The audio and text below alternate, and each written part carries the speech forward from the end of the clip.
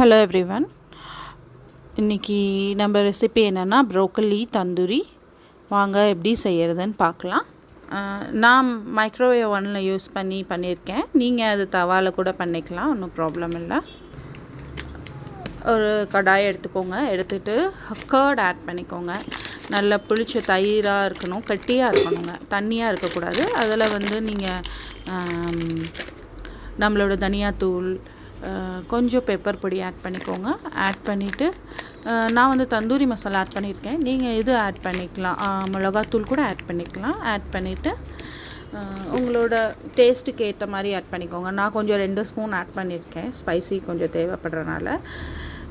அதுக்கப்புறம் 1 ஸ்பூன் இஞ்சி பூண்டு பேஸ்ட் ஆட் பண்ணிக்கோங்க. இது 2 ஸ்பூன் போட்டிங்கன்னா கொஞ்சம் காரம் ஆகிடும். அப்புறம் நான் கஸ்தூரி மேத்திக்கு பதிலாக புதினா ஆட் பண்ணியிருக்கேன். ஆட் பண்ணிவிட்டு கொஞ்சம் சால்ட் ஆட் பண்ணிக்கோங்க. ஆட் பண்ணிவிட்டு நல்லா விஸ்க் போட்டு நல்லா மிக்ஸ் பண்ணிவிட்டு நான் ஒரு 1 மினிட் சுடுதண்ணியில் போட்டு வச்சுருக்கேன். அந்த ப்ரோக்கலியை ஆட் பண்ணிங்கன்னா ஆட் பண்ணிவிட்டு மேக்னேட் பண்ணிவிடுங்க. மேக்னேட் பண்ணிவிட்டு அதுக்கப்புறம் கொஞ்சம் 1 ஸ்பூன் ஆயில் ஆட் பண்ணிக்கோங்க. ஆயில் ஆட் பண்ணதுக்கப்புறம் நல்லா மிக்ஸ் பண்ணிவிட்டு நம்மளோட தந்தூரி பேனில் நான் ஆயில் சும்மா ஒரு 1 ஸ்பூன் ஆஃப் ஆயில் ஆட் பண்ணிவிட்டு அது உள்ள தந்தூரி செட்டிங்ஸில் ஒரு 20 மினிட்ஸ் வச்சுருக்கேங்க. ஏன்னா நான் நல்லா பாயில் பண்ணாமல் ஆட் பண்ணால 20 மினிட்ஸ் வச்சுருக்கேன்.